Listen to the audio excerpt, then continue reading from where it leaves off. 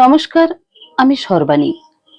বই পড়ুন বইকে ভালোবাসুন চ্যানেলের আজকের নিবেদন লেখিকা প্রতিভা বসুর লেখা গল্প পরিশেষ।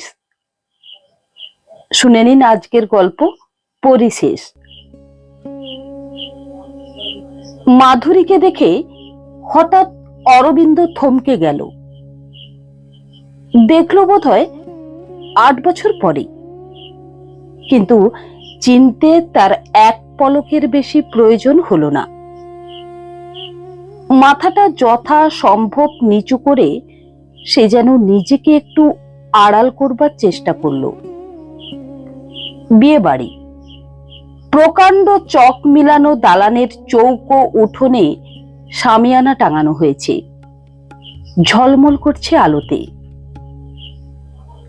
মাঝখানে হাত তিনেক ফাঁক রেখে লম্বালম্বি টেবিল আর ভেনেস্তা চেয়ার ফেলে দুদিকে খাবার ব্যবস্থা। একদিকে মেয়েরা, একদিকে পুরুষেরা। অরবিন্দর অনেকক্ষণ থেকেই মনে হয়েছে যে মেয়েটি তার দিকে পিছন ফিরে খেতে বসেছে তার হাতির দাঁতের মতো শুভ্র মসৃণ খাড়ের উপরকার ঢেউ খেলানো চুলের অবিন্যস্ত ঢিলে খোঁপাটি সে যেন চেনে।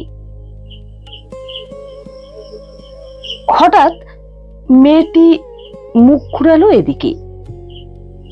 সঙ্গে সঙ্গে অরবিন্দ স্পষ্ট দেখতে পেল সত্যি সত্যি সে মাধুরী।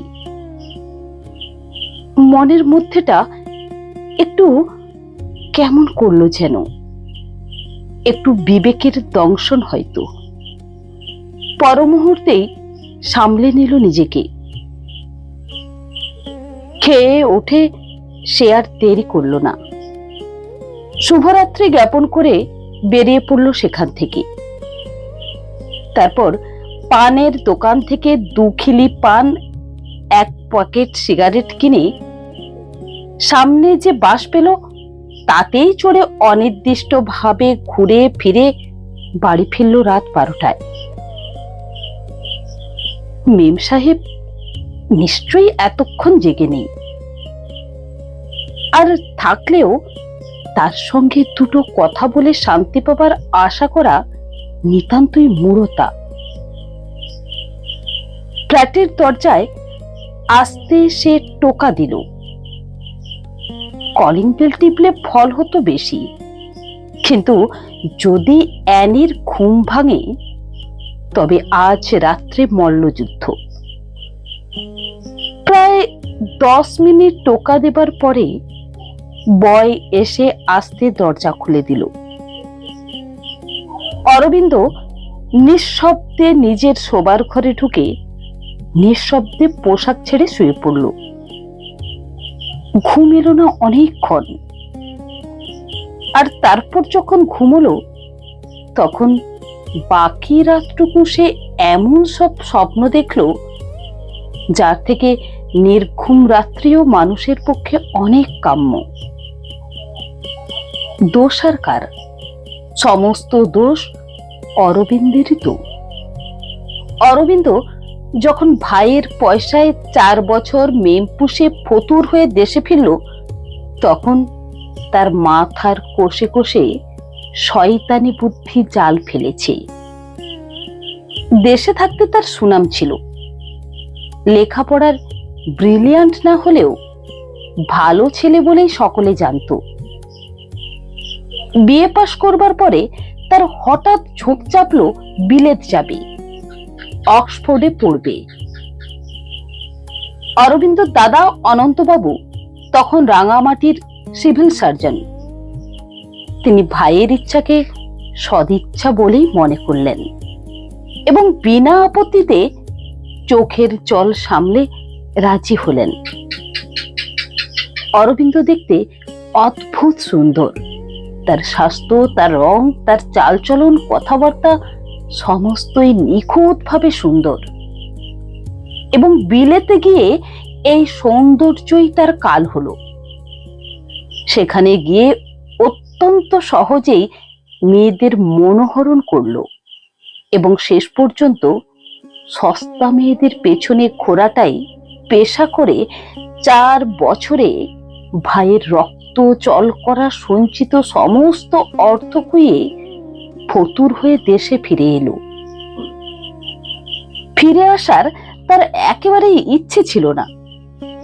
যে রসে সে ডুবেছিল সেই রসের বড় আঠা, সাধ্য কি তা থেকে এত সহজে সে বিচ্ছিন্ন হয়? কিন্তু তবু তাকে আসতে হলো। মনের মধ্যে নানা রকম প্যাঁচেটে সে লক্ষ্মী ছেলের মতো ঘরে ফিরে এলো।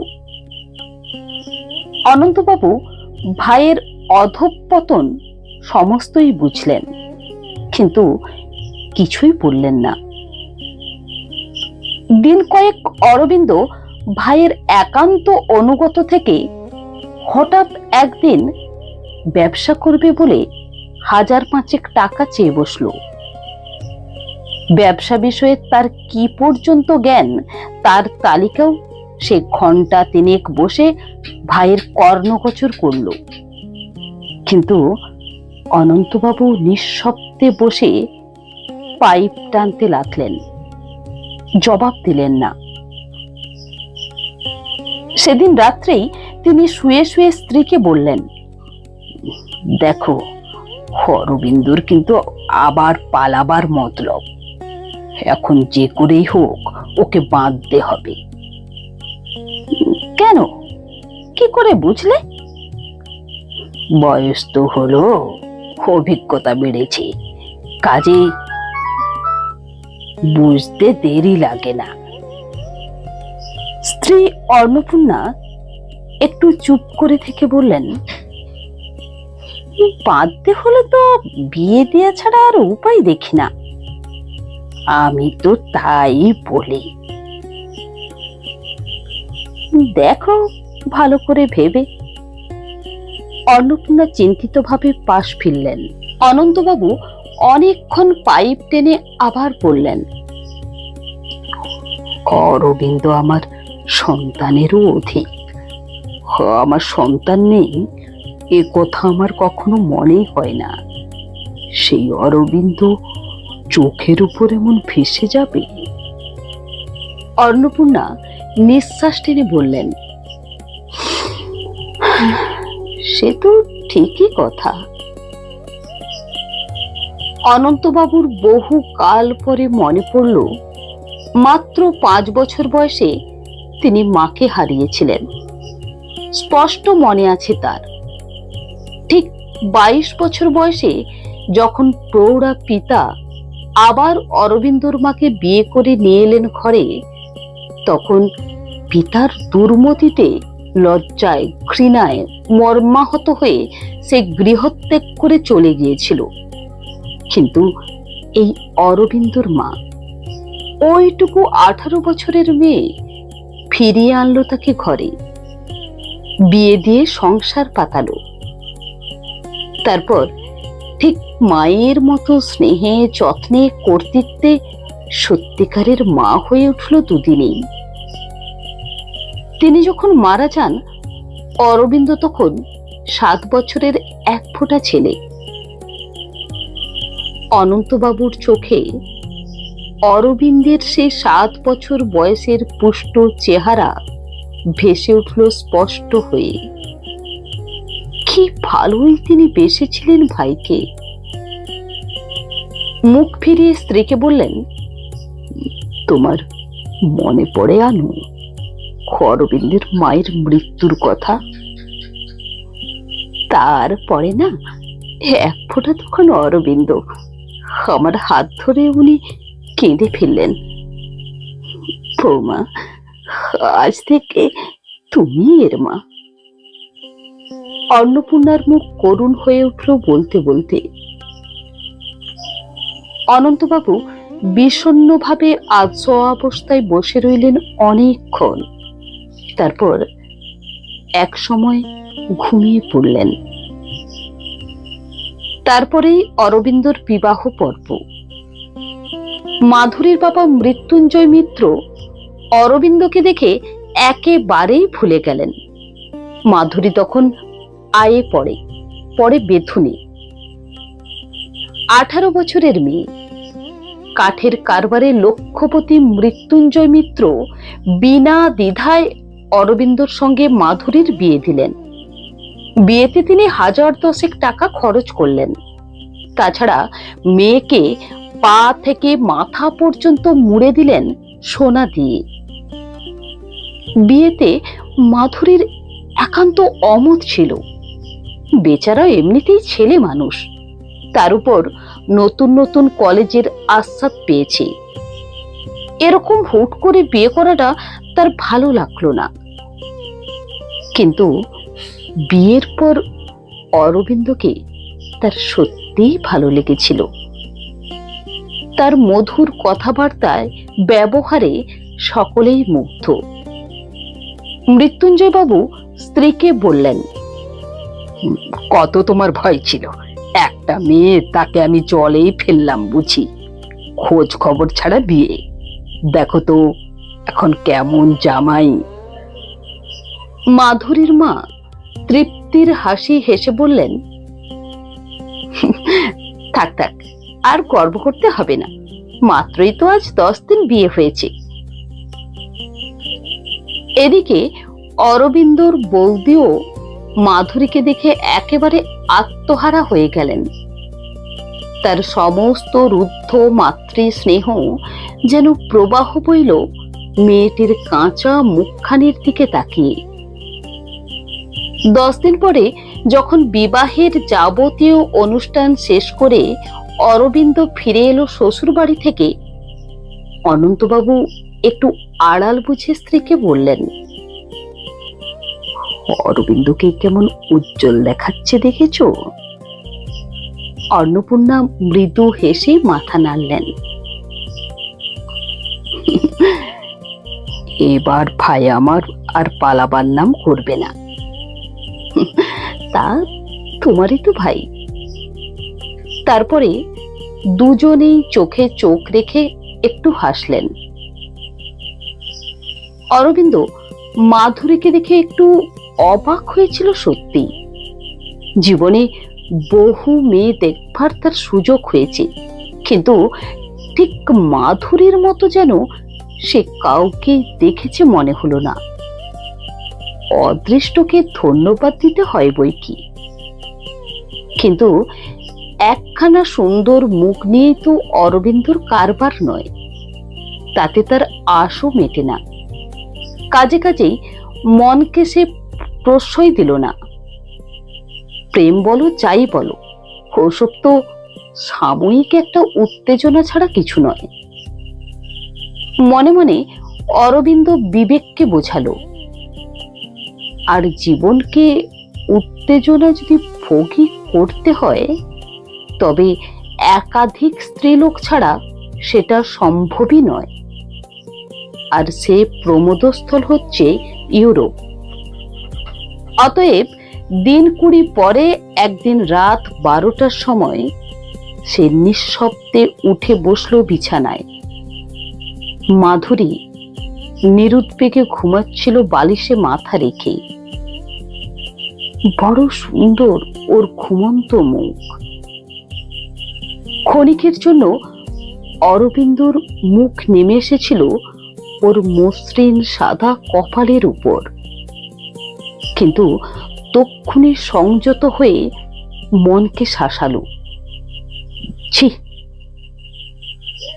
নীল শেড দেওয়া টেবিল ল্যাম্পের মৃদু আলোকে সে অনায়াসে ঘরের সবকিছু দেখতে পায়। বালিশের তলা হাতড়ে পার করলো আলমারির চাবি। তারপর অত্যন্ত মৃদু পদক্ষেপে এগিয়ে এলো আলমারির কাছে। সমস্ত গহনা, মার মৃত মায়ের চিহ্ন মুক্তার কণ্ঠিটি পর্যন্ত পুটুলি বেঁধে সে যখন আলমারির বন্ধ করে বালিশের তলায় চাবি রাখলো, তখন থরথর করে পায়ের তলাটা একটু কেঁপে উঠল তার। কিন্তু সে মাত্র একটা পলক। তারপরেই নিঃশব্দে দরজা খুলে বেরিয়ে পড়ল রাস্তায়। তারপরের ঘটনা অতি সংক্ষিপ্ত। যথারীতি খোঁজ খবর, টেলিগ্রাম সমস্তই হলো এবং অবশেষে মাধুরী ফিরে এলো তার পিত্রালয়ে। অনন্তবাবু এ আঘাতের পরে খুব বেশি দিন বেঁচে ছিলেন না। তার মৃত্যুর পরে অন্নপূর্ণার কি গতি হলো মাধুরী কোনো খবরই নিল না। মাস ছয়েক পরে সিঁথির সিঁদুর নিজের হাতে ঘষে ঘষে তুলে শাখা নোয়া খুলে ফেলে সে আবার মাধুরী মিত্র নাম নিয়ে কলেজে ভর্তি হলো। অমঙ্গল আশঙ্কায় তার মা আপত্তি তুলেছিলেন প্রথমেই, কিন্তু ও এমন ভাবে তাকালো মায়ের দিকে যে মার দ্বিতীয় কথা বলতে সাহস পেলেন না। তারপর এই 8 বছরে যা পরিবর্তন হয়েছে তা এই যে মাধুরীর বাবা মারা গেছেন। মাধুরী এমএ পাস করেছে এবং তার বয়স হয়েছে 26। ভোরের দিকে অরবিন্দের ঘুমের একটা মধুর আমেজ এসেছিল, কিন্তু অ্যানির সরু সুতীক্ষ্ণ কণ্ঠের চিৎকারে তা ভেঙে গেল। ভয়ে ভয়ে উৎকর্ণ হয়ে সে ড্রেসিং গাউন জড়িয়ে উঠে বসলো বিছানায়। মনে মনে নিজে থেকে কৈফিয়ত প্রস্তুত হতে লাগলো। কালকে অত রাত্রে ফেরার অপরাধী। এর মধ্যেই দরজায় অ্যানির টোকা শুনে সে যথাসম্ভব হাসি ভাব মুখে এনে লাফ দিয়ে দরজা খুলে বলল, গুড মর্নিং। Good morning. অ্যানির গম্ভীর স্বর বেরোলো। অরবিন্দ চেয়ার টেনে ওকে বসতে অনুরোধ করে সিগারেট ধরালো। তারপর নিজে থেকেই বলল, কালকে বিয়ে বাড়ি থেকে ফিরতে বড়ই রাত হয়ে গেল, তাই আর তোমাকে বিরক্ত করিনি। কাল তুমি ঘুমিয়েছিলে তাই। চুপ করো। অরবিন্দের পক্ষে রক্ত জল করা সুরে অ্যানি বলল। তারপর হলদে রঙের গাউনটা অনর্থক এপাশ থেকে ওপাশে 2-1 বার নেড়ে চেড়ে রূঢ় স্বরে বলল, আর কতদিন এরকম ভাবে চলবে ঠিক করেছ? তোমার সঙ্গে যখন স্বামী ছেড়ে বেরোই তখন এ কথা ছিল? তোমরা ভারতীয় কালো চামড়ার মানুষ, সুতরাং বিশ্বাসঘাতকতা যে তোমরা করবেই এই বুদ্ধি তখন আমার ছিল না ভেবে আমি এখন অনুতপ্ত। কেন, আমি কি তোমার সঙ্গে খারাপ ব্যবহার করি? নিশ্চয়ই। অ্যানি এত জোর দিয়ে কথাটি উচ্চারণ করলো যে অরবিন্দের বুক কেঁপে উঠল। আমি তোমাকে অর্থবান ভেবেছিলাম। তুমি বোধহয় বুঝতেই পেরেছিলে যে তোমার রূপ আমাকে তিল মাত্র আকর্ষণ করেনি, করেছিল তোমার টাকা। আর তুমিও আমায় সেই প্রলোভন দেখে বিয়ে করেছিলে। আশা করি সে কথা তোমার মনে আছে। আছে। তুমি লম্পট, তুমি জোচ্চোর, তাই ভান করতে তোমার এতটুকু আটকায়নি। কোথায় গেল সেই অর্থ? বোম্বে থাকতে তবু কিছু রোজগার ছিল, আর এই 2 মাসে কলকাতা এসে মাসে 400-500 টাকার অর্থ পয়সা বেশি হয় না, তাও তো অর্ধেকের উপরে আমার নিজের উপার্জন। খরচ তো তোমারই সব। অরবিন্দ অনেক সাহস সঞ্চয় করে কথাটা বলল, কিন্তু উত্তরে অ্যানি এমন ভাবে তাকালো যে অরবিন্দর সমস্ত সাহস ফুৎকারে নিভে গেল। আমি টাকা চাই। অ্যানির ভদ্রতার মুখোশ আর রইল না। বুঝতে পেরেছ? টাকা। আমেরিকা থেকে ফ্যাক্টরিতে যখন কাজ করতে তখন বহু মেয়ে মানুষ তোমাকে পুষতে দেখে প্রলোভনে পড়েছিলাম, কিন্তু এখন দেখছি মেয়ে ভাগানোই ছিল তোমার ব্যবসা। তাছাড়া একবার তুমি দেশে বিয়ে করে আবার আমায় বিয়ে করেছো কেন? তোমাকে আমি জেল খাটাতে পারি জানো। 30,000 টাকার দাবিতে আমি ডিভোর্স আনবো। তারপর তোমাকে পথে পথে ভিক্ষে করতে দেখে দেশে ফিরে যাব। জানো তো আমি সাদা চামড়ার মেয়ে। বলতে বলতে অ্যানি তার সাদা বাহু অরবিন্দর দিকে প্রসারিত করে দিল। আর দেখেছো, আমার রূপ যে কোনো যুবককে আমি একটি ইঙ্গিতে এখনো ঘুরিয়ে দিতে পারি। অরবিন্দ নিঃশব্দে বসে রইল বিছানায়, একটি শব্দও আর উচ্চারণ করল না। অ্যানি চেয়ার ছেড়ে উঠে বলল, আমি আর তোমাকে বিরক্ত করতে চাই না, তবে আর একটি মাস তোমায় সময় দিলাম। এর মধ্যে তুমি আমার ইচ্ছে মতো যদি ভালোভাবে চলো এবং তোমার উপার্জন যদি বাড়ে তো ভালো, নয়তো আমি আর তোমার সঙ্গে থাকবো না। অ্যানি বেরিয়ে গেল ঘর থেকে, আর অরবিন্দ বসে রইল স্থাণুর মতো।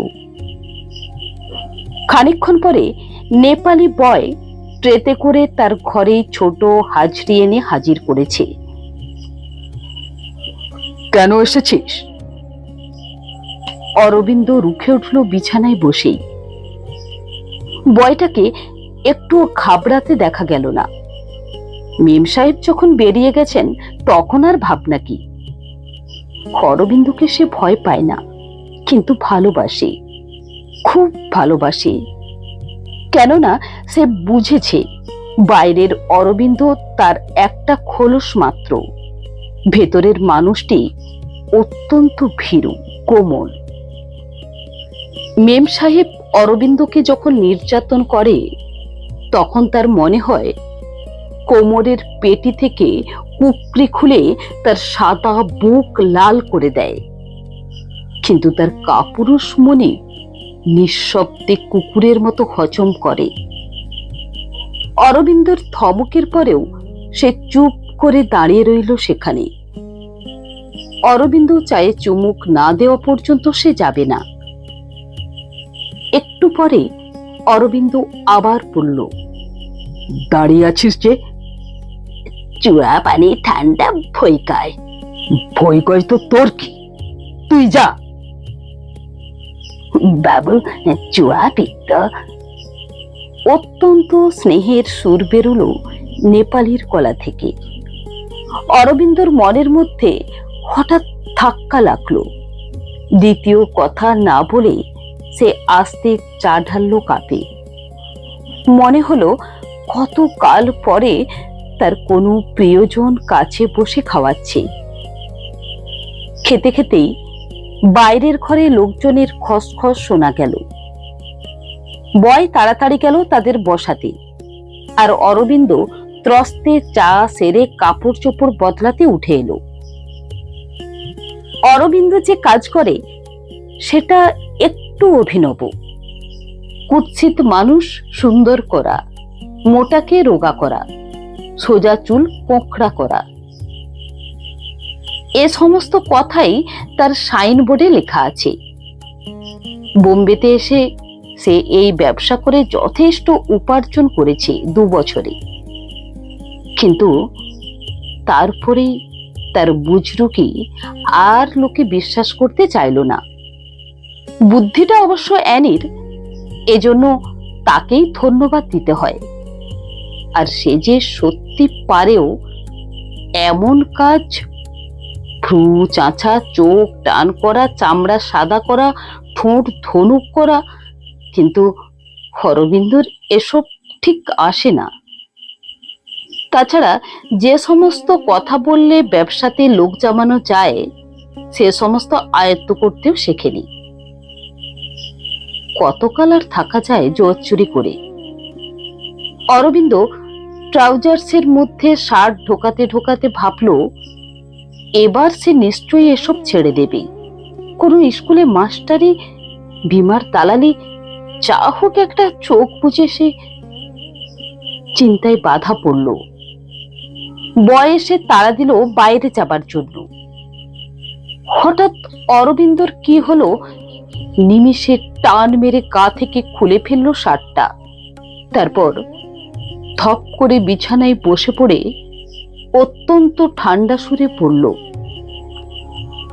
বলে দে, আজ সাহেবের অসুখ, কাজ বন্ধ। তারপর বসে বসে সে অনুভব করতে লাগলো বাইরের ঘরের অস্পষ্ট চলাফেরার শব্দ আর দু একটা কথার টুকরো। অনেক শিকার গেল, যাকে।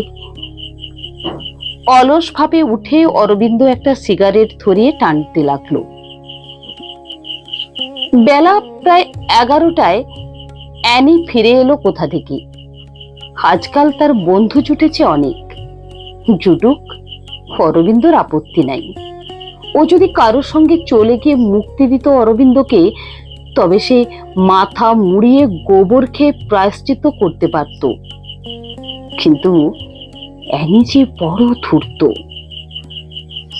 অরবিন্দ ততক্ষণে স্নান সেরে দাড়ি কামিয়ে দরকারি চিঠিপত্র লিখতে বসেছে। অ্যানি এসে সোজা তার ঘরেই ঢুকলো। কেমন লোক হয়েছিল আজ? একজনও না, স্ট্রাঙ্গেল। মিথ্যে কথা বলছো?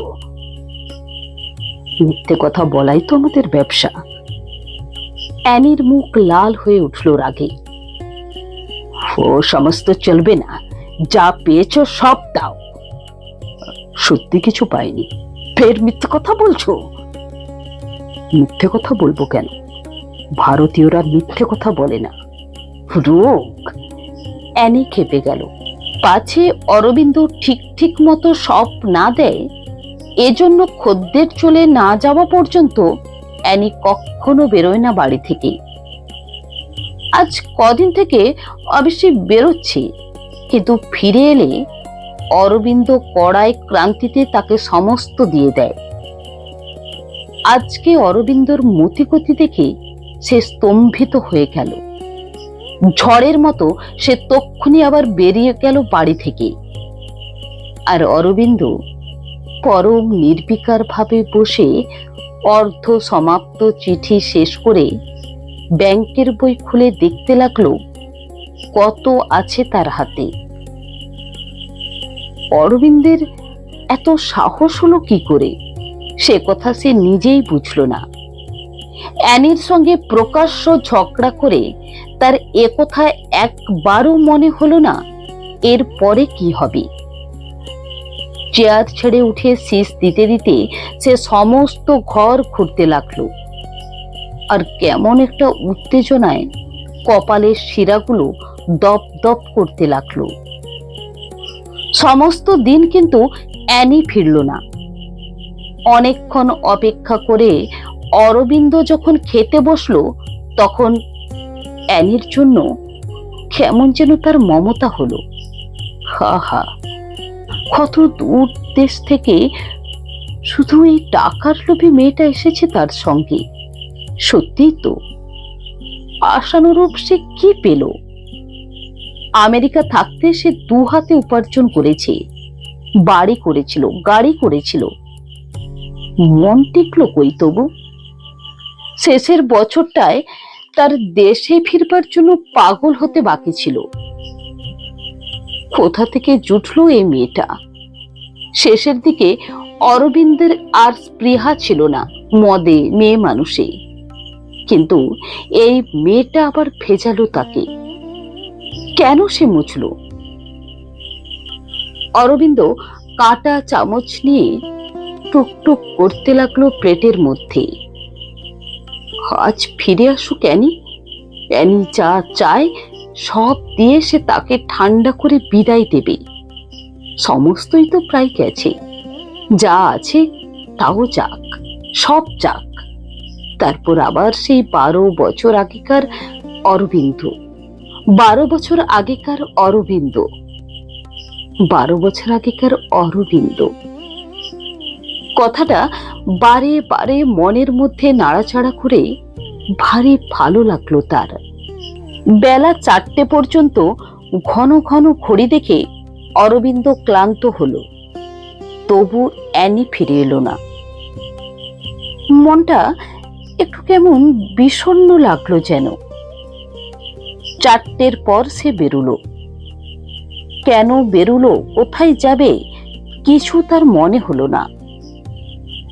ধর্মতলা দিয়ে এসপ্লেনেড এসে সে কালীঘাটে ট্রাম চড়ে এগিয়ে এলো গড়ের মাঠের পাশ দিয়ে। ফুরফুরে হাওয়া, অরবিন্দের সমস্ত শরীর মনে এক আশ্চর্য মুক্তির আনন্দ।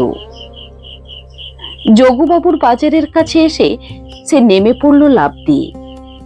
তারপর রাস্তা পার হয়ে দেবেন্দ্র ঘোষ রোড দিয়ে সোজা এসে দাঁড়ালো হরিশ মুখার্জি রোডের উপর। ভেতরে ভেতরে এই রাস্তাটাই যে তাকে সমস্ত দিন ধরে এক দুর্নিবার আকর্ষণে টেনেছে, এটা সে এতক্ষণ পরে বুঝতে পেরে হঠাৎ থমকে গেল।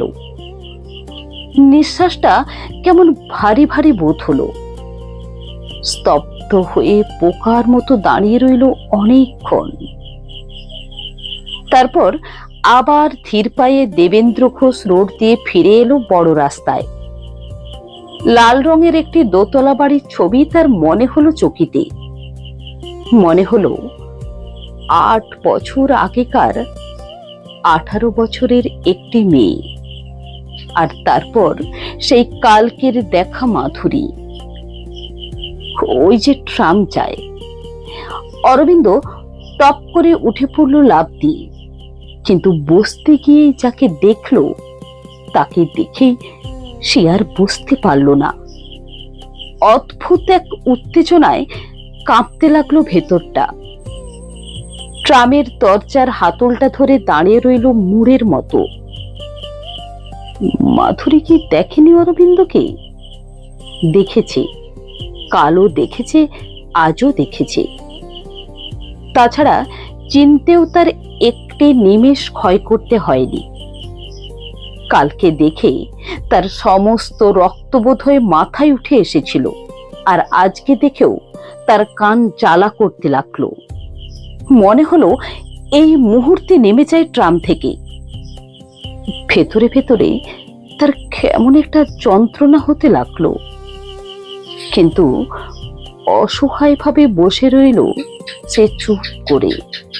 তার নিজের উপর রাগ হলো। কেন কেন এই লোকটি সম্বন্ধে সচেতনতা? এ লোকটা তার কে? সে মাধুরী মিত্র, তার হাতে শাখা নেই, তার কপালে সিঁদুর নেই, কখনো তার বিয়ে হয়নি। তবু এই লোকটার অস্তিত্বে তার এই যন্ত্রণা কেন? উৎকণ্ঠিত ভাবে সে অপেক্ষা করতে লাগলো এলগিন রোডের মোড়টুকুর জন্য। কি কুক্ষণে আজ সে বেরিয়েছিল। এলগিন রোডে এসে পৌঁছতে দেরি হলো না। মাধুরীর নিঃশ্বাস ফেলে উঠে দাঁড়ালো। রাস্তা ছেড়ে যথা সম্ভব সংকুচিত হয়ে সরে দাঁড়ালো অরবিন্দ, আর অরবিন্দ ঠিক বুকের পাশ দিয়ে নিঃশব্দে নেমে এলো মাধুরী। অরবিন্দ আস্তে এসে মাধুরীর পরিত্যক্ত আসনে বসে তাকিয়ে রইল বাইরের দিকে, আর থেকে থেকে শিরশির করতে লাগলো বুকের ভেতরটা। বাড়ি ফিরে শুনলো মেম সাহেব ফিরেছেন। অরবিন্দ তক্ষুনি অ্যানির ঘরে টোকা দিয়ে ঢুকলো। দেখলো ঘর অন্ধকার। পূবের দিককার খোলা জানালার আবছা আলোকে দেখা গেল অ্যানি একটা ইজি চেয়ারে শুয়ে আছে, কপালে হাত রেখে। অরবিন্দ অত্যন্ত ঘনিষ্ঠ হয়ে কাছে এসে বসলো। অ্যানি, সমস্ত দিন তুমি কোথায় ছিলে? অ্যানি জবাব দিল না। তুমি রাগ করেছো? অরবিন্দর স্বভাব মধুর স্বর বেরুলো এবার। রাগ করো না, তুমি যা চাও তাই হবে। অ্যানি এবার নড়ে চড়ে বসলো। তুমি সকালে আমাকে ঠকালে কেন? কথার স্বর ভাঙা ভাঙা। অরবিন্দর মনে হলো অ্যানি কেঁদেছে। আস্তে অ্যানির একখানা হাত চুম্বন করে সে বলল, আমি সত্যিই ঠকাইনি। ভোরে আজ আমি একটি খদ্দেরও গ্রহণ করিনি। সবাইকে ফিরিয়ে দিয়েছিলাম। কেন? অ্যানির উড়ুড়ো স্বর শোনালো। কেন আর কি, এমনি। আমি ভেবেছি এসব লোক ঠকিয়ে উপার্জন আর করবো না। ও, এতদিনে বুঝি বিবেক খোঁজালো আমার ব্যবস্থা? তুমি যেরকম চাও, আমি যা চাই তা তুমি মেটাতে পারবে? চেষ্টা করব। অ্যানি চুপ করে রইল। অরবিন্দ সস্নেহে বলল, আমি তোমাকে সত্যিই ঠকিয়েছি, তুমি তো রাগ করতেই পারো। তবে আমি ভেবেছি আমার কাছে যা কিছু আছে সমস্ত কুড়িয়ে কাচিয়ে 1000-15 হয়তো হবে। 2-1000 আমি রেখে সমস্তই তোমাকে দিয়ে দেব। তাছাড়া এই বাড়ির আসবাবপত্র বেচেও কিছু পাবে নিশ্চয়ই। সব নিয়ে তুমি দেশে ফিরে যাও, ইচ্ছে মতো বিয়ে করে আবার সুখী হও। ও, এত দয়া তোমার? অ্যানি যেন হঠাৎ স্বপ্ন দেখে কথা কয়ে উঠল। পরের দিন থেকে অ্যানির স্বভাব দেখে ভৃত্যমহল অবাক হয়ে গেল। বিলিতি মেয়ের যতখানি ভদ্রতা জানা থাকে সমস্তই অ্যানি অকৃপণ ভাবে অরবিন্দর উপর প্রয়োগ করল। এক রাত্রির মধ্যে যেন একটা ভোজবাজি হয়ে গেল। তারপর 15 দিন সমানে ঘুরে ঘুরে অরবিন্দ এক বিমার অফিসে 150 টাকা মাইনের এক কাজ পেল। আর 15 দিনের মধ্যে বাড়ির আসবাবপত্র বেচে 100-5 টাকা এবং 14,000 টাকা নগদ নিয়ে অ্যানিকে জাহাজে তুলে দিয়ে এসে জীবনের মতো নিশ্চিন্ত হলো। এবার মনে হলো তার বৌদির কথা। দাদার মৃত্যুর খবর সে বিলেতে থেকে জানতে পেরেছিল। তারপরে অভাগিনী বৌদি যে কোথায়, কার আশ্রয়ে, কিভাবে আছেন তা সে কিছুই জানতে পারেনি। শ্যামবাজারে বৌদির এক উকিল দাদা ছিলেন, একথা সে জানত, কিন্তু এতদিন তারা সেই একই বাড়িতে আছেন কিনা এ বিষয়ে অরবিন্দর সন্দেহ হলো। তবুও একদিন সন্ধেবেলা যথেষ্ট সাহস সঞ্চয় করে সেই বাড়িতে গিয়েই উপস্থিত হলো। আশ্চর্য, এখনো দাদারা সেই সাইনবোর্ডটি ঝোলানো আছে সামনের দরজায়। অরবিন্দ সসংকোচে ভেতরে গিয়ে বেল টিপতেই একটি চাকর বেরিয়ে এলো। নগেনবাবু বাড়ি আছেন? না, কর্তা বাইরে গেছেন। অরবিন্দ বলল, নগেনবাবুর এক বিধবা বোন এখানে থাকেন জানো? চাকরটি ঈষৎ চিন্তা করে বলল, কে, বড় পিসিমা?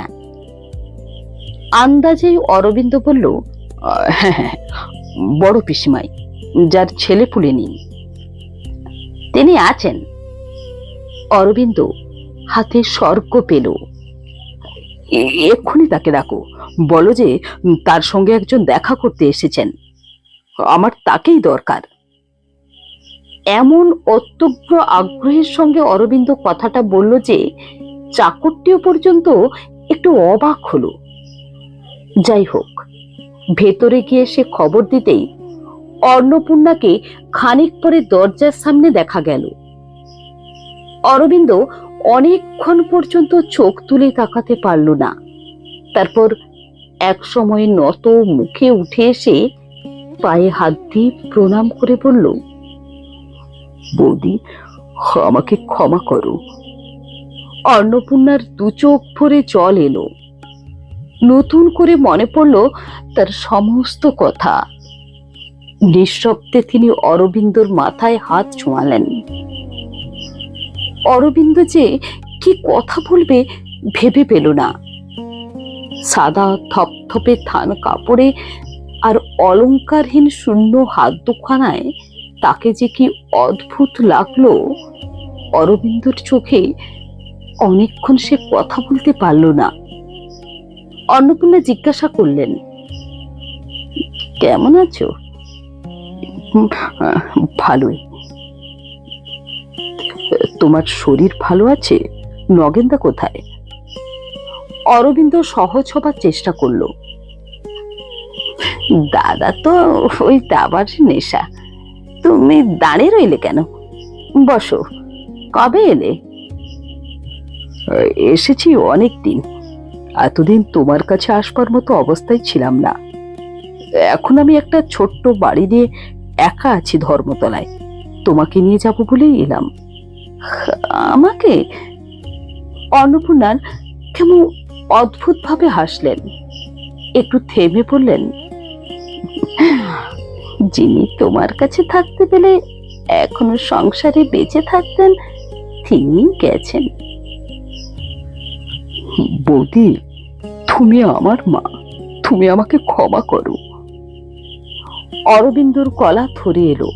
সহসা দরজার অন্তরালে একটা হাসি খুশি চেহারার আভাস পাওয়া গেল এবং অনতিবিলম্বেই একটি মহিলা এসে সেখানে উপস্থিত হলেন।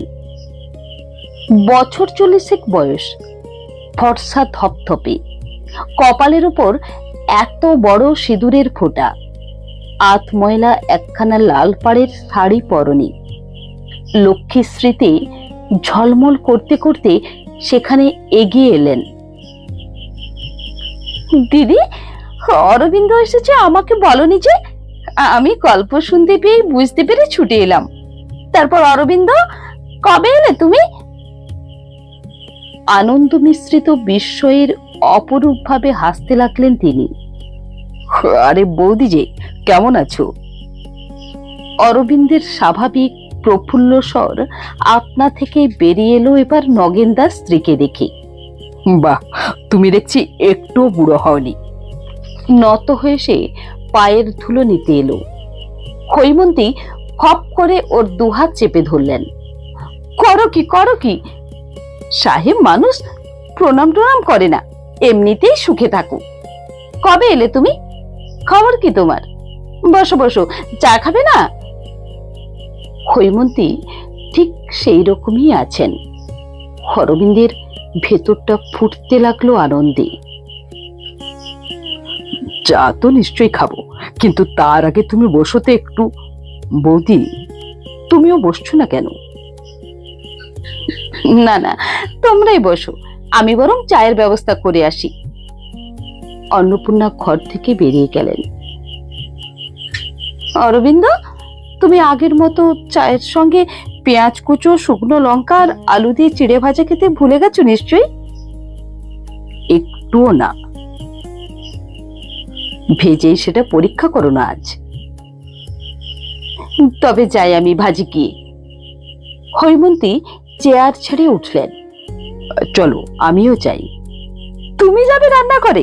না বাপু, তুমি সাহেব মানুষ, এখানেই বসে থাকো। অরবিন্দ মৃদু হেসে হৈমন্তীর পেছনে পেছনে বাড়ির ভিতরে এলো। এ বাড়ি তার নখদর্পণে। বৌদির সঙ্গে কতবার সে এখানে এসেছে, কত জ্বালিয়েছে এদের হল্লা করে। ছেলে মানুষের মতো কৌতূহলী দৃষ্টি দিয়ে সে বাড়িটি দেখতে লাগলো ঘুরে ঘুরে। খানিক পরেই নগেনদা এলেন। অবাক হয়ে গেলেন তিনি। হাসিতে গল্প গুজবে রাত 10টা পর্যন্ত কাটিয়ে অরবিন্দ নতুন জীবন নিয়ে ফিরে এলো বাড়িতে। যাবার সময় অরবিন্দ অনেক সংকোচ, অনেক ভয়, অনেক উৎকণ্ঠা নিয়ে গিয়েছিল, কিন্তু সেখানে কেউ তার সম্বন্ধে একটি কথা জিজ্ঞাসা করল না এবং যে নামটির অদ্যাক্ষর উচ্চারণ করলেও তার হৃদয় কম্প হতো, সেই মাধুরী সম্বন্ধে পর্যন্ত কেউ সেখানে টু শব্দও করল না। তাদের এই কৌতূহলহীন সভ্য মনের পরিচয়ে অরবিন্দ কৃতজ্ঞ হয়ে উঠল। এটুকু সে বুঝল যে এর মধ্যে বৌদিদির ইঙ্গিত রয়েছে। বৌদিদির চির সংযমী অভ্যাসের কাছে বহুবারের মতো আবার নতুন করে সে মাথা নোয়ালো। অরবিন্দের যে চাকরি, তাতে ছুটির বালাই নেই। 9:30 প্যান্টের উপর কোট চাপাতে চাপাতে ছোটে আর ফের আলো জ্বললে সেই নেপালি চাকর পহলমান আছে তার সঙ্গে। সেবায় যত্নে সে তাকে আঁকলে রাখে মায়ের মতো। ফিরে এলে দেরির জন্য অনুযোগ করে আর শরীরের দিকে নজর দিতে উপদেশ দেয়। রবিবারের ভোরে উঠেই অরবিন্দ বলল,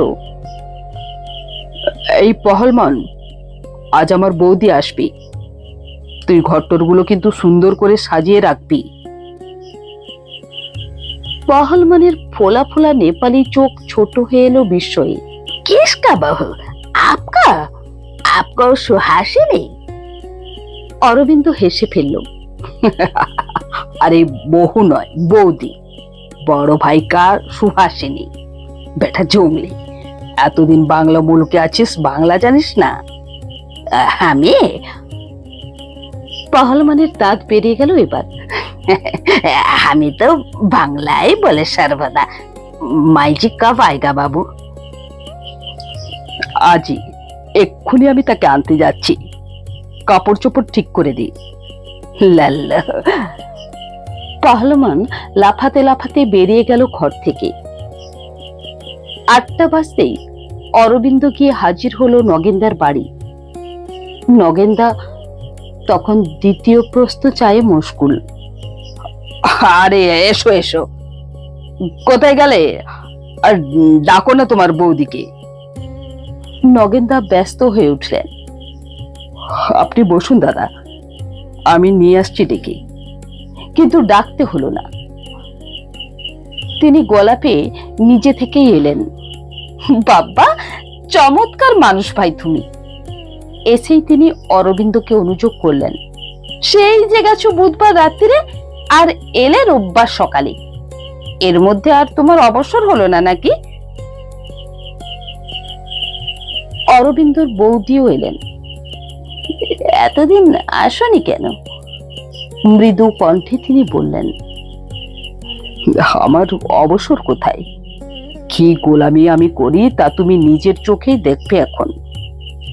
এই তো রোববারটুকুই যা ছুটি।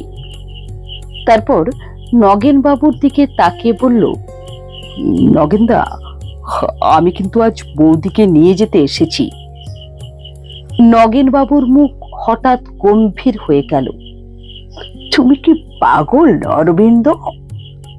কেন, এতে পাগলামির কি রয়েছে? তা তো তোমার নিজেরই বোঝা উচিত।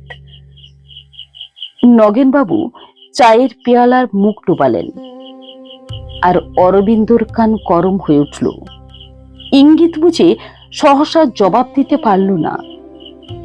সেদিন রাত্রের ব্যবহারে তার মনে একটা সূক্ষ্ম আশা বাসা বেঁধেছিল। সে যে মেম নিয়ে এসেছে এটা বোধহয় এরা কেউ জানে না। ওরা যে সেদিন চেপেছিলেন সে কথা ভেবে সে ভেতরে ভেতরে ঘেমে উঠল।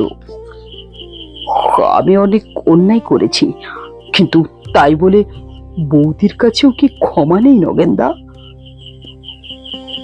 কথাটা সে সহজভাবেই বলতে চেয়েছিল, কিন্তু কিরকম করুণ শোনালো। অন্নপূর্ণা চুপ করে বসেছিলেন। অরবিন্দর দিকে তাকিয়ে তার চোখে জল এলো।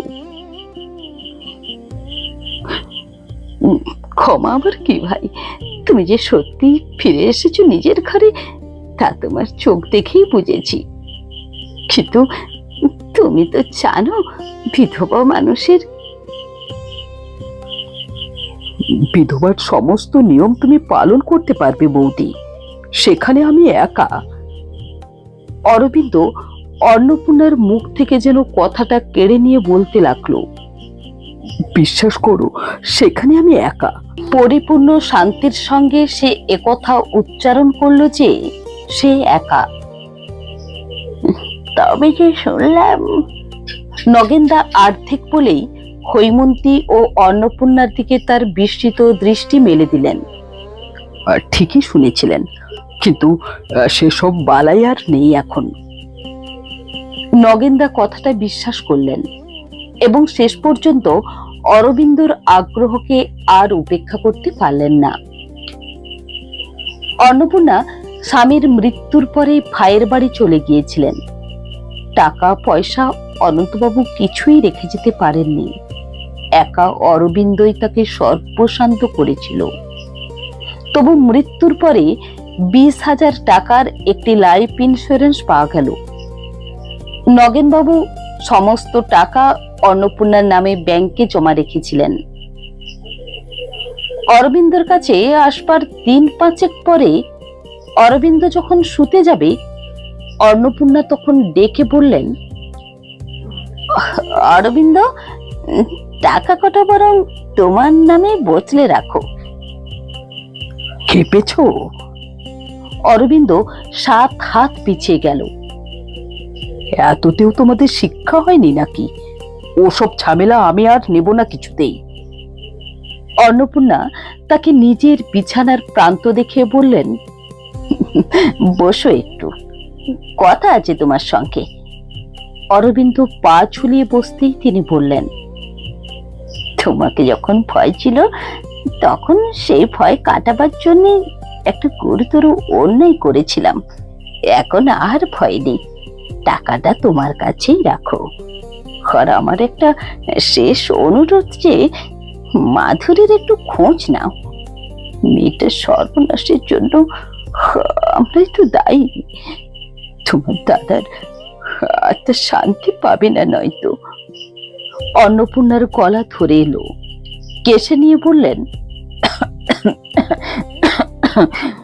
যদি তুমি অনুমতি দাও, আমি নিচে যাই তাকে আনতে। ঠিকই আসবে। অরবিন্দর জবাবটা বিষণ্ণ শোনালো। আসবে না বলো কি? হিন্দুর মেয়ে স্বামী ডাকলে কি না এসে পারে? আর তাছাড়া ওরা আছেও ভারী কষ্টে। হরিশ মুখার্জি রোডের অত বড় বাড়িটা মৃত্যুঞ্জয় মিত্র মারা যাবার সঙ্গে সঙ্গে নাকি বিক্রি হয়ে গেছে। এতটুকু একটু নিচতলার অংশ নিয়ে ওরা আছে। দাদার কাছে শুনলাম, ভদ্রলোকের ব্যবসায় যেমন উঠেছিলেন, পড়েও গেছেন তেমনি ধাঁ করে। মাধুরী বোধহয় চাকরি করে। কিন্তু আমার মনে হয়, অরবিন্দ পরিপূর্ণ বিশ্বাসে মাথা নেড়ে বলল, ওখানে গেলে তুমি অপমানিত হয়ে আসবে। পাগল! অন্নপূর্ণা অবিশ্বাসের হাসি হাসলেন। আর সত্যি সত্যি নগেনবাবুকে খবর দিয়ে আনিয়ে একদিন তিনি মাধুরীদের বাড়ি গিয়ে হাজির হলেন। মনে মনে তারও যে দ্বিধা ছিল না তা নয়, কেননা মাধুরী যে তাদের সম্পর্ক একেবারে অস্বীকার করেছে একথা তিনি লোক পরম্পরায় শুনেছিলেন। কিন্তু মনের সে দ্বিধাকে তিনি আমল দিলেন না। হাজার হোক, স্বামীর ডাকত। অরবিন্দ অফিসে গিয়েছিল, সে কিছুই জানত না। বাড়ি ফিরে এসে বৌদিদির ঘরে গিয়ে দেখল যে তিনি অতিশয় বিষণ্ণ মুখে গালে হাত রেখে বসে আছেন বিছানায়। এ কি বৌদি, তুমি বিছানায় বসে আছো যে সন্ধ্যেবেলা? অন্নপূর্ণা চোখ তুলে তাকালো, কিন্তু জবাব দিলেন না। কি হয়েছে তোমার? সেখানে গিয়েছিলাম। সেখানে বলেই অরবিন্দ কথাটা বুঝতে পেরে চুপ করে গেল। তোমার কথাই ঠিক অরবিন্দ, মাধুরী আমাদের অস্বীকার করেছে। তাই তো উচিত। অরবিন্দর গলার স্বরে ফাজলিমির ভাব আনার চেষ্টা করল। কেন উচিত বললে কেন? বাহ, উচিত বলবো না? ওর সঙ্গে আমাদের আর সম্পর্কটা হলো কবে? কেন, তুমি কি তাকে নারায়ণ সাক্ষী করে বিয়ে করনি? বিয়ে করলে কি পতি দেবতা হয়ে বসা যায় নাকি বৌদি? তোমাদের যুগ আর নেই। আমাদের যুগ না থাকতে পারে, কিন্তু তাই বলে তো সধবা মেয়ে আর কুমারী হয়ে যেতে পারে না।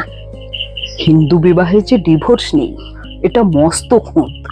তা নইলে যে বেচারা এতদিনের দিব্যি বিয়ে করে সুখী হতে পারত। কে জানে, বিয়ে হয়তো করবার জন্য কুমের সেজেছে। তোমাকে বলবো কি ওরু, সিঁথিতে পর্যন্ত এক ছিটে সিঁদুর রাখেনি মেয়েটা। আমাকে দেখে স্তম্ভিত হয়ে তাকিয়ে রইল, তারপর মাকে ডেকে দিয়ে চলে গেল। অরবিন্দ এবার বিছানা ছেড়ে উঠে দাঁড়ালো। ও যদি বিয়ে করে বৌদি, আমি কিন্তু একটু বাধা দেব না, বলে সে বেরিয়ে এলো ঘর থেকে। পরের দিন সন্ধ্যাবেলা অফিস থেকে ফিরেই হাত মুখ ধুয়ে আবার পরিপাটি করে পোশাক পরতে বসলো অরবিন্দ। এ কি, এক্ষুনি আবার যাচ্ছ কোথায়? ধুতির কোচাটা বার দুই পুড়ে অরবিন্দ মুখ তুলে বলল, মনেই ছিল না একটা নেমন্তন্ন রয়েছে যে আজ 5টার সময়। বাজলো তো প্রায় 6টা। চায়ের? হুম, কোথায়? এই কাছেই। অরবিন্দ দ্রুত হস্তে চুলে দুবার ব্রাশ বুলিয়ে বেরিয়ে গেল। রাস্তায় বেরিয়েই সে সর্বপ্রথম 2 খিলি পান কিনে গালে পুরল। এটা তার অভ্যেস। বিকেলের দিকে সে প্রায় বেরোয় না, অফিস থেকে ফিরতেই যে রাত হয়ে যায়। কত কাল যে বিকেল দেখা হয় না তার ঠিক নেই। ভারী ভালো লাগলো তার। বিলিতি গানের কলি আওড়াতে আওড়াতে সে হেঁটে এগোতে লাগলো। কিন্তু এখন তো তার দেরি করার সময় নেই, যেতে হবে সেই বালিগঞ্জে। আচ্ছা, বাসে গেলে হয় না? অরবিন্দর মন সায় দিল না। ছো, বাসে চড়ে নষ্ট করবে নাকি এই অমূল্য বিকেলটি? ট্রামে সুন্দর গড়ের মাঠের পাশ দিয়ে ভাবতে কি আরাম। অরবিন্দ ট্রামে উঠে বসে সিগারেট ধরালো। সুপ্রকাশের সঙ্গে অরবিন্দর লন্ডনেই আলাপ। চিপচিপে সুন্দর এক ছোকরা, দেখলেই ভালো লাগবে। বাপ বিয়ারের মস্ত উকিল, বিস্তর টাকা। নানা দিক থেকেই অরবিন্দের ওর সঙ্গে ভাব জমাবার একটা তীব্র ইচ্ছা হয়েছিল, আর বন্ধুত্ব গভীর হতেও সময় লাগলো না বেশি। কিন্তু এই বছর 5 যাবৎ তাদের আর দেখাশোনা হয়নি। হঠাৎ কর্পোরেশন স্ট্রিটে পরশুদিন দেখা হয়ে গেল। অরবিন্দ উচ্ছ্বসিত হয়ে উঠল ওকে দেখে। এ কি, তুমি? আরে অরবিন্দ যে! পিঠে চাপড় খেয়ে পিছন ফিরে সুপ্রকাশ অবাক হয়ে গেল। কবে ফিরলে তুমি? এই তো বছর আড়াই। কি আশ্চর্য, তুমি কলকাতায় আছো অথচ এই প্রথম দেখা হলো। কি করছো তুমি, কোথায় আছো? আছি বালিগঞ্জে, আর কলেজে রাখালি করি। সুপ্রকাশ মিষ্টি করে হাসলো। আর তুমি? আমার আবার খবর। অরবিন্দ হাসলো। সুপ্রকাশ আন্তরিকভাবে বলল, আমার বাড়িতে চলো না। আজ? এখন? ঈষৎ চিন্তা করে অরবিন্দ বলল, না, আজ যাব না, বরং অন্য একদিন। তোমার ঠিকানা কি? সুপ্রকাশ শুধু ঠিকানাই দিল না, বাঁ হাতের তেলোতে ডান হাতের নখ দিয়ে ছবি এঁকে এঁকে বোঝাতে লাগলো বাড়িটা ঠিক কোথায়। বিয়ে করেছো? অরবিন্দ জিজ্ঞাসা করলো। মধুর হাসিতে সুপ্রকাশের মুখ ভরে গেল। ভেবেছিলাম ও হাঙ্গামায় আর কাজ নেই, কিন্তু সম্প্রতি মনে হচ্ছে বিয়ে ব্যাপারটা তত খারাপ নয় যত খারাপ বলে অন্তত আমার ধারণা ছিল। কেন বলো তো? অরবিন্দ প্রচন্ড এক ঝাঁকানি দিয়ে বলল, নিশ্চয়ই প্রেমে পড়েছ না? উফ, লাগে। তবে বলো শিগগির, তিনি কোন ভাগ্যবতী যিনি শিবের তপস্যায় বাধা দিলেন? তিনি ভাগ্যবতী কিনা জানি না, তবে আমি যে ভাগ্যবান হব তাকে পেলে এ কথা নিঃসংশয়ই মনে করতে পারো। তাই নাকি? তবে তোমার এঞ্জেলটিকে একদিন দেখাও না। বেশ তো, পরশু আমার বোনের জন্মদিন, উনিও আসবেন, তুমিও যেও। আর শোনো, এসব নিয়ে কিন্তু কোনো ইঙ্গিত করো না। কেন? পাগল, এটা একান্তই আমার নিজের মনের কথা। ভালো ভালো। অরবিন্দ বেপরোয়া ভাবে খানিকক্ষণ ওর পিঠ চাপড়িয়ে বিদায় নিল। প্রায় 7:30টার সময় অরবিন্দ গিয়ে সুপ্রকাশের ওখানে পৌঁছলো।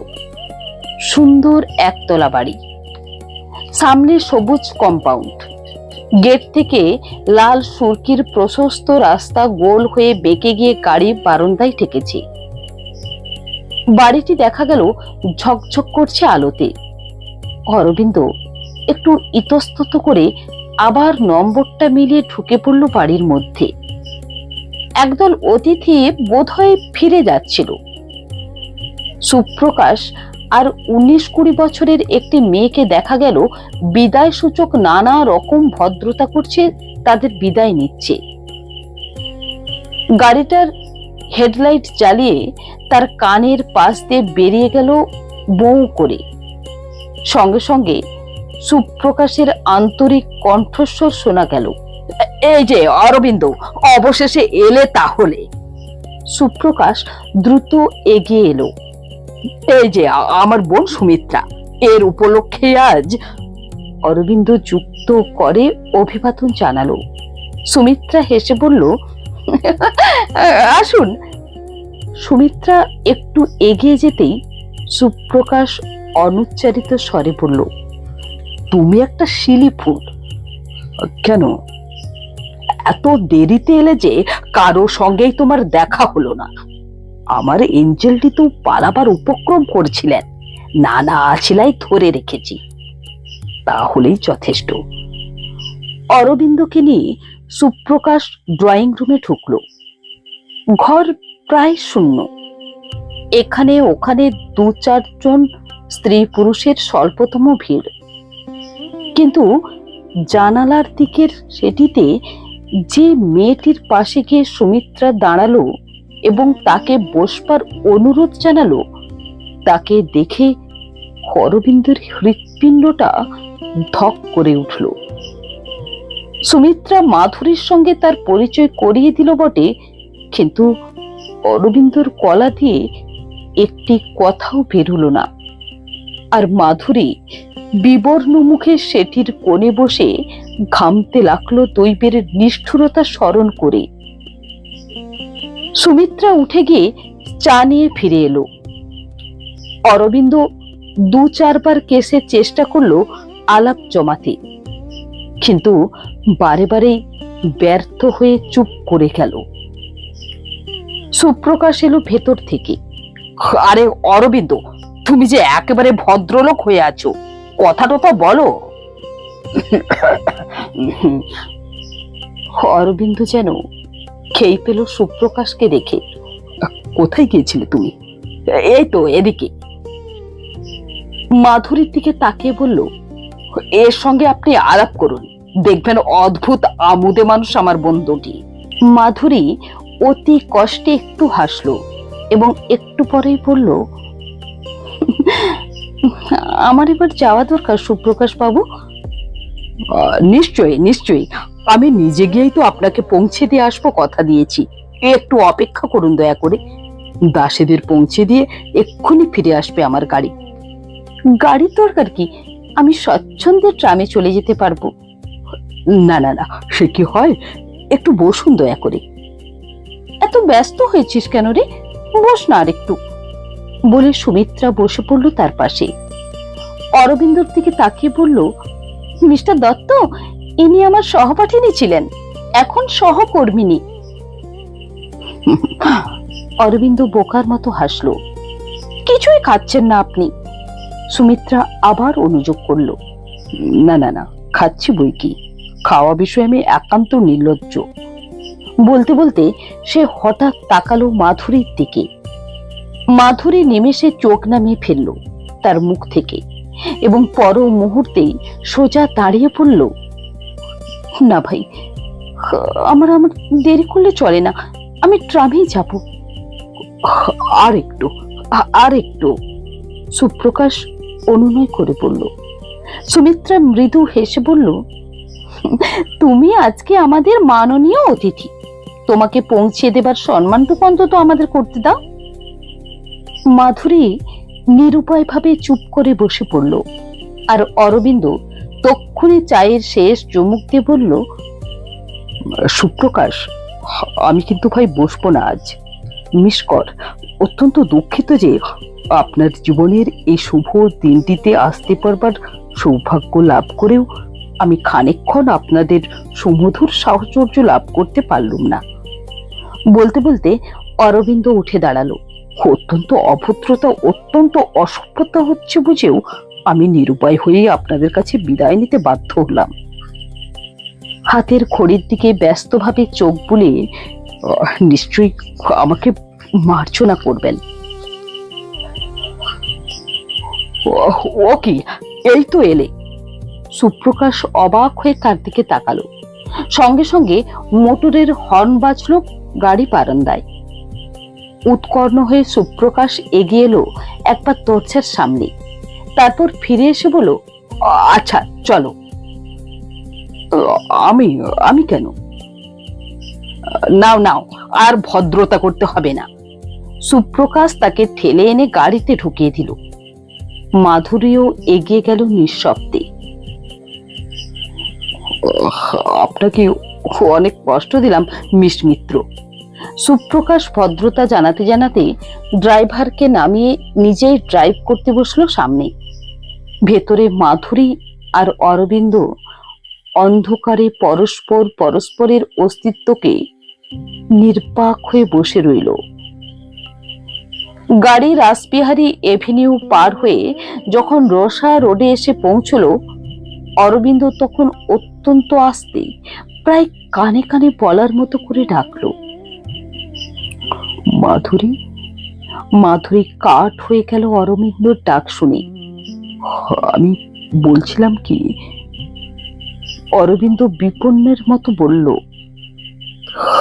আমাকে তুমি ভুল বোঝো না। কালকে যে বৌদি গিয়েছিলেন তোমাদের ওখানে, সে কথা আমি জানতাম না। মাধুরী নিষ্পন্দ। অরবিন্দ যাতে শোনা না যায় এমন ভাবে সুপ্রকাশের দিকে লক্ষ্য করল। তোমাদের এনগেজমেন্টের কথা শুনলাম। এনগেজমেন্ট? মাধুরী গলা চিরে শব্দ বেরোলো। কি হলো? সুপ্রকাশ চালাতে চালাতে মুখ ফেরালে। সে কথাটা শুনতে পায়নি, কিন্তু অদ্ভুত ভাঙা আওয়াজটা শুনেছিল। কিছু না, ধন্যবাদ। মাধুরী হাসি টেনে পড়ল। অরবিন্দ একটু অপেক্ষা করে আবার নিচু স্বরে বলল, হ্যাঁ, এনগেজমেন্ট। না হয়ে গেল, তোমরা উভয়ে যে বিবাহে ইচ্ছুক একথা আমি শুনেছি। তুমি একটু দ্বিধা করো না মাধুরী। আইনত বল প্রয়োগ করে তোমার উপর আমি দাবি জানাতে পারি, কিন্তু আমাকে ততটা বর্বর যদি মনে না করো, তাহলে চিরকৃতজ্ঞ থাকব।